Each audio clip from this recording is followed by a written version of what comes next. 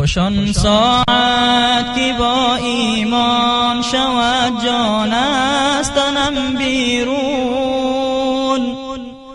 بجوشی رحمتی رحمان شود جان از تنم بیرون.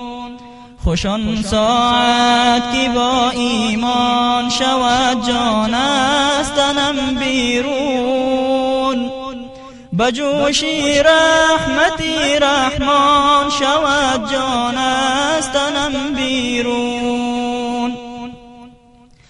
همیشه آرزو دارم به حین خواندن قرآن، همیشه آرزو دارم به حین خواندن قرآن، به مثل حضرت عثمان شود جان از تنم بیرون. در آن ساعت که عزرائیل گیرد جان بیمارم، در آن ساعت که عزرائیل گیرد جان بیمارم،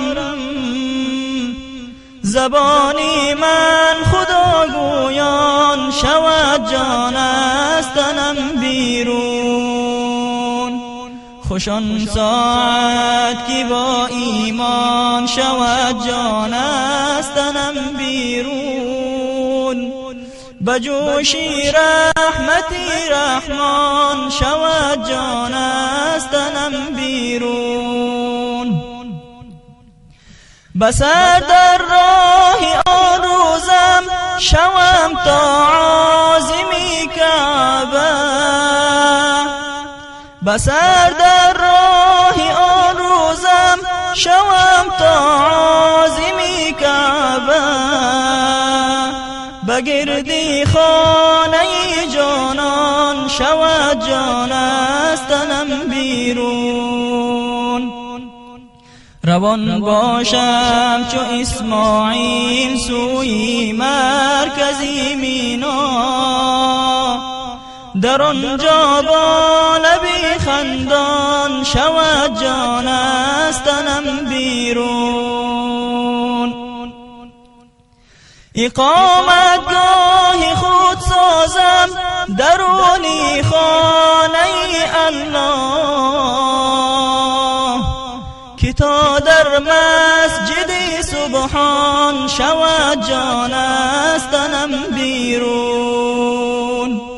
خوش آن ساعت که با ایمان شود جان از تنم بیرون، بجوشی رحمتی رحمان شود جان از تنم بیرون. بجانان تا دمی مردن بگویم رب زدنی علم، کتاب و فهم بی پایان شود جان از تنم بیرون. به هنگامی که می باشم سکون در منبری مسجد، مثالی مرغ خوش الحان شود جان از تنم بیرون. خوش آن ساعت که با ایمان شود جان از تنم بیرون، بجوشی رحمتی رحمان شود جان از تنم بیرون. در آن ساعت که می باشد سرم در سجده ربی گوی، به چشمم اشک بی پایان شود جان از تنم بیرون. الهی من عزیزی را ببخش از لطف و احسانت،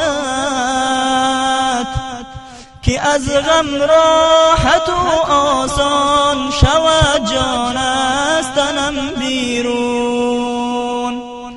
خوش آن ساعت که با ایمان شود جان از تنم بیرون، بجوشی رحمتی رحمان شود جان از تنم بیرون، بجوشی رحمتی رحمان شود جان از تنم بیرون.